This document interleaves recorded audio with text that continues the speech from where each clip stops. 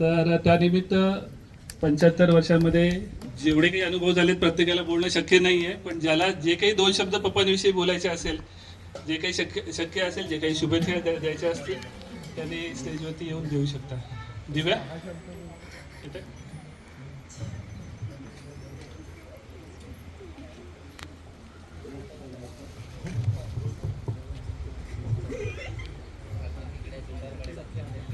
पहिल्यांदा सगळ्यांचं मी इकडे आम्ही दिलेल्या आमंत्रणाचा मान राखून तुम्ही सगळेजण इथे उपस्थित राहिलात त्याच्याबद्दल मी सगळ्यांचा धन्यवाद करते. आणि आज आमच्या पप्पांचा 75वा वाढदिवस आहे. लग्न झाल्यानंतर मला एका चांगल्या पतीसोबत दोन चांगल्या व्यक्ती माझ्या आयुष्यात आल्या, ते म्हणजे आमचे आई पप्पा. त्यांनी नेहमी मला साथ दिली. अशीच साथ देत राहा, प्रेम देत राहा आणि तुम्ही नेहमी निरोगी राहाल, असेच हसत राहाल हे मी स्वामींकडे प्रार्थना करते आणि तुम्हाला या 75व्या वाढदिवसाच्या खूप खूप शुभेच्छा देते. सागू या.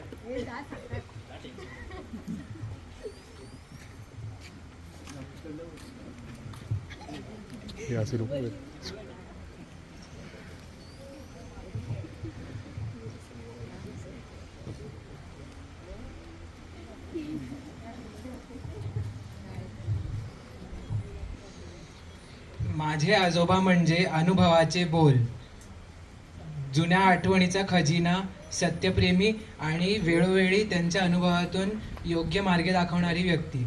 माझ्या आजोबांना 75व्या वाढदिवसाची हार्दिक शुभेच्छा. त्यांना निरोगी आयुष्य लाभो अशीच माझी स्वामींकडे प्रार्थना आहे. हॅपी बर्थडे पप्पा. आई. परिपूर्ण संसार म्हणजे काय हे ज्याने मला जाणून दिले, अशा माझ्या प्रेमळ नवऱ्याला 75व्या वाढदिवसाच्या हार्दिक शुभेच्छा. तुम्हाला पुढील आयुष्य सुख समाधानाचे व निरोगी जावो ही स्वामींची प्रार्थना. धन्यवाद.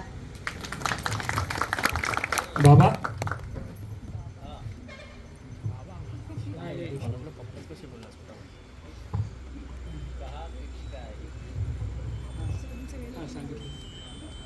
गौरव केक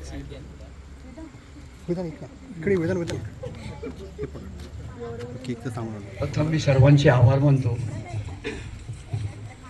आज या ठिकाणी पप्पांचा 75वा वाढदिवस आपण सर्वजण या ठिकाणी उपस्थित राहिलात. खरं म्हणजे या 75 वर्षातली जवळजवळ माझ्या मुलीचं लग्न झाल्यापासून त्यांच्याशी माझा संपर्क आला. त्या व्यक्तीने आयुष्यामध्ये पुष्कळ सुखदुःख अनुभवली आणि आज इथपर्यंत आली आहेत. आणि माझ्या मुलीला अशी व्यक्ती मिळाली आहे की माझ्यापेक्षा बाबांच्यापेक्षा पप्पा जवळचे आहेत. जवळ येणं म्हणजे फक्त जवळ येणं नाही, तर मुलीप्रमाणे तिला तो काही सन्मान आज या घरामध्ये मिळतोय, त्याबद्दल मी त्यांचे आभार मानतो. आणि पुढील आयुष्य त्यांचं सुखाचं समृद्धीचं आहेच, पण शारीरिकदृष्ट्या सुखाचं जावो अशी या ईश्वरचरणी प्रार्थना करतो. आणि पुन्हा एकदा त्यांना शुभेच्छा देऊन मी माझे 2 शब्द संपवतो. मामा.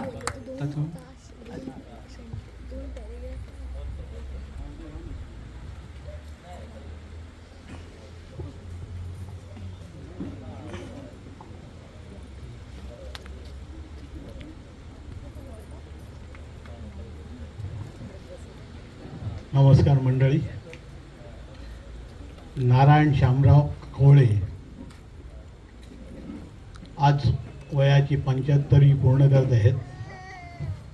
अमृत महोत्सवी कार्यक्रम आणि ह्या कार्यक्रमाला उपस्थित राहण्याचा योग आलेला आहे. मला निश्चितच आनंद वाटतो. अर्थात आमचे भाऊजी, पण भाऊजींपूर्वीसुद्धा एक वेगळा संबंध आमचा होता. आम्ही वर्गमित्र आहोत शाळेतले, त्यामुळे पूर्वीपासूनचा परिचय हा आमचा जवळचा आहे आणि जवळून त्यांना पाहिलेला आहे. मी लग्न झाल्यापासून तर त्यांचं आयुष्य पाहिलेलं आहे. अनेक गोष्टींना आणि अनेक संकटांना तोंड देऊन ते आज इथे उभे राहिलेले आहेत आणि ही वयाची 75 पूर्ण करत आहेत. अर्थातच त्याच्यासाठी लागणारी जी साथ असते सहचारिणीची ही तितकीच महत्त्वाची असते आणि त्यामुळेच आजचा हा दिवस आपण सर्व आनंदाने आणि प्रेमाने पाहत आहोत. आपण म्हणतो जसं इवलेसे रोप लाविले द्वारी त्याचा वेलू गेला गगनावरी. खरोखर आज आपण ज्या ठिकाणी उभे आहोत हे स्थळ आणि गावातली घर हा जो काय दुवा आहे त्यांचा आयुष्य म्हणजे मुंबईत आयुष्य घालून सुद्धा इथे येऊन सुद्धा काबाड कष्ट करून त्यांनी जीवन आपलं व्यतीत केलेलं आहे आणि हा सुखी संसार उभा केलेला आहे आणि त्याचंच हे प्रचिती म्हणजे हे एवढं मोठं विश्व इथे उभं राहिलेलं आहे. मला निश्चितच आनंद वाटतो आणि पुढल्या आयुष्यात त्यांना नक्कीच शतका महोत्सव कार्यक्रमासाठी आम्हाला सुद्धा पुन्हा इथे आमंत्रित करावं असं मी ईश्वराकडे प्रार्थना करतो आणि त्यांना खूप खूप शुभेच्छा देतो आणि सर्वांचा असंच प्रेम त्यांच्यावर राहो आणि निरोगी आयुष्य त्यांना लाभो हीच ईश्वरी चरणी प्रार्थना. धन्यवाद. धन्यवाद मामा. मावशी, अक्का मावशी, शैला मावशी, मामा.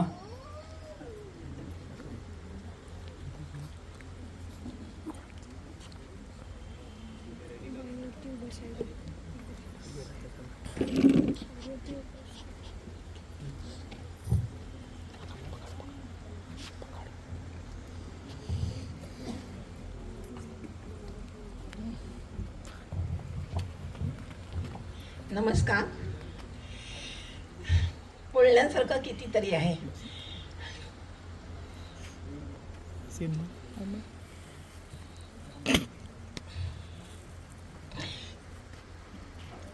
जेव्हा माझा भाई गेला त्यावेळेस मी त्यांना फक्त एकच बोलले होते, आता माझा भाई तुम्ही आहात.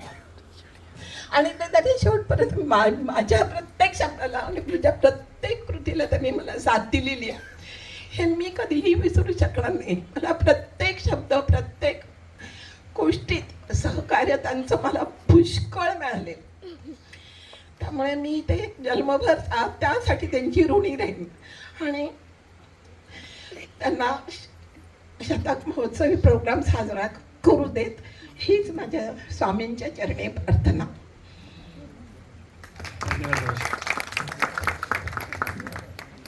बंधू.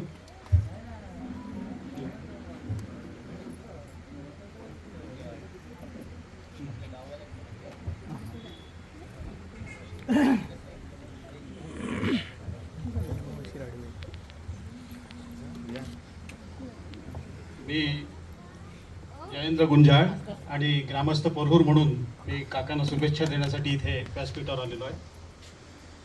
नारायण श्यामराव कोवळे हे व्यक्तिमत्व जर पोरहूरमधलं पाहिलं तर हा एक करारी माणूस आहे. कधी कुठल्या असत्य जागेवरच रोखणार आणि अशा पद्धतीने सगळं आयुष्य वेचलं. पण त्यांनी जो त्यांचा मुलगा जन्माला घातला आहे दीपू जो आहे त्याच्यावर जे संस्कार केलेले दिसतात ते वाखाणण्यासारखे आहेत आज. नाहीतर कुठलं आमच्या 75 कुठलं काय कसे हे शक्य नाही सगळं. कारण मी त्याच रोजच्या परिस्थितीतून जातोय म्हणून माझ्या तोंडातून जरा असे बोल येतील. पण काका तुम्ही भाग्यवान आहात आणि प्रत्येकाने शुभेच्छा देताना सांगितलं की काकानं निरोगी जगू दे. म्हणजे इतक्या प्रसंगांना ह्या उभयतांनी तोंड दिलेलं आहे हे आम्ही सुद्धा बघितलेलं आहे आणि अशा प्रसंगातून हे उभे राहिले. हा एकच फक्त सत्कर्म योगे वय घालवावे सर्वमुखी मंगल बोलवावे. मी काकांना रोज बघतोय चुकलं तिथे चुकलं बोलणारा माणूस. मग काही लोक अशी नाही पटलं तरी चालेल असा करारी व्यक्तिमत्व आहेत काका. आणि काकांनी दीपूला शिक्षणापासून जे काही कष्ट घेतले त्याचं फळ खऱ्या अर्थाने इथे दिसलं. आणि दीपूने आज हा 75वा वाढदिवस त्यांच्यासाठी जो आयोजित केला ही फार मोठी गोष्ट आहे. स्वामी आहेतच पाठीशी पण मुलांचं जर मन नसेल तर होत नाही. आणि तुझ्यासोबत तुझी पत्नी तुझ्या पाठीशी आहे. तो तुझा मुलगा सुद्धा त्यांच्यासाठी शुभेच्छा द्यायला उभा राहिला. अरे नातवंड आजोबांना नाही विचारत आता, आजोबाच्या लाथ मारून पुढे जातात अशी परिस्थिती आहे समाजामध्ये. आणि अशा ह्या सगळ्या उलट्या समाजामध्ये अशा प्रकारचा कार्यक्रम काकांचा आज भरूरमध्ये होतोय, त्यांच्या नवीन निवासस्थानी होतोय. ही मोठी भाग्याची गोष्ट आहे. त्याच्यासाठी त्याला खूप शुभेच्छा आहेत. काकांना आणि काकीला आता 2 वर्षापूर्वी त्यांनी इतक्या मोठ्या प्रसंगातून त्यांनी तोंड दिलं आणि सक्षमपणे उभे राहिले. ही त्यांची जी विल पॉवर आहे ही अशीच वाढो आणि त्यांना भविष्यात परमेश्वराने चांगली साथ देव दोघांनाही आणि त्यांना आयुष्याच्या खूप खूप शुभेच्छा. सगळ्यांनी आशा व्यक्त केली की त्यांची सेंचुरीसुद्धा आम्हाला बघायला मिळाली. मी सुद्धा आमच्या सगळ्यांच्या वतीने दीपूला आणि त्याच्या मिसेसला विनंती करतो की ह्यांना जेवढं सुख समाधान आयुष्यामध्ये पुढे देता येईल तेवढं द्या आणि त्यांना असेच चिरंतन राहो ही इच्छा व्यक्त करतो. आणि पुन्हा त्यांना वाढदिवसाच्या 75व्या वाढदिवसाच्या, किती मोठा वाढदिवस आहे बघा काका, 75 हो 60 झालं की माणूस थकतो इथे आणि 75व्या वर्षी तुम्ही आज मला तिथे येऊन उद्या आलंच पाहिजे तू हे जे आग्रहाचं निमंत्रण दिलं ही फार मोठी गोष्ट आहे. असंच आपले संबंध राहोत. तुम्हाला खूप खूप शुभेच्छा. धन्यवाद. धन्यवाद जगबुद्ध. कोण येते? दीपा, लीना.